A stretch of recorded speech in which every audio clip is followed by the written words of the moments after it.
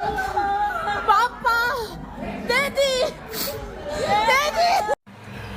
Sedih ya kalau lihat hal-hal yang terjadi seperti ini begitu. Ya cuma mau bagaimana lagi, hal-hal seperti ini itu sudah jauh terjadi sebelum kita nggak ada. Dan saya tidak percaya sekali TNI itu dia bisa kasih habis KKB dalam waktu 3 hari. Saya percaya dia bisa kasih habis KKB rata semua hanya dalam waktu 1 jam, mungkin 2 jam, 3 jam, atau 1 hari mungkin. Mereka tuh terlatih, mereka latihan di dalam negeri, di luar negeri. Mereka kuasai medan-medan perang, mereka kuasai seni tempur, mereka ada kursus-kursus tertentu seperti itu.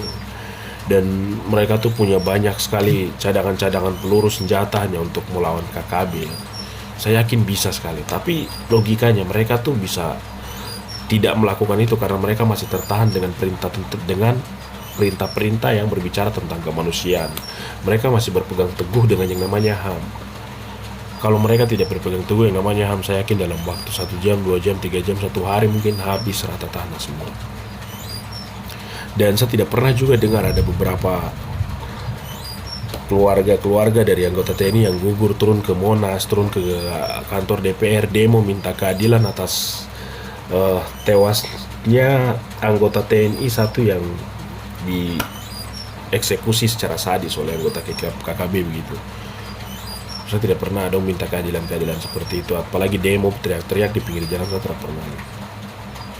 Dan ini buat BEM UI ya, mungkin kalau kau tidak mengerti apa-apa tentang hak asasi manusia, langkah baiknya kau bertanya atau belajar begitu, baru kau belajar mengkritik. Sebelum itu juga kau harus turun riset apa yang terjadi di Papua. Kalau tidak riset, kan sekarang dunia sudah berkembang secara canggih dan modern, kau bisa cari tahu pelanggaran-pelanggaran HAM yang terjadi di Papua itu seperti apa.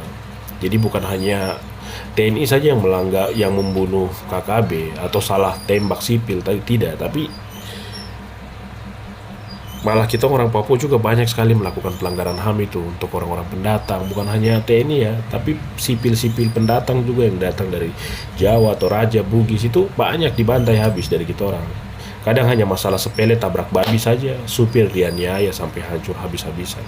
Tidak ada penyelesaian sampai sekarang. Keluarga korban sampai sekarang tuh berduka. Cuma mau bagaimana, dia ikhlas. Jadi sebelum kau berbicara tentang HAM, kau harus tahu dulu apa itu HAM. Ya, kita mau di demo tinggi langit berbicara tentang keadilan, tapi kalau kita sendiri tidak tutup mata tentang keadilan yang harusnya kita menjadi tanggung jawabnya kita orang, ya ngapain juga kan, sama saja bohong.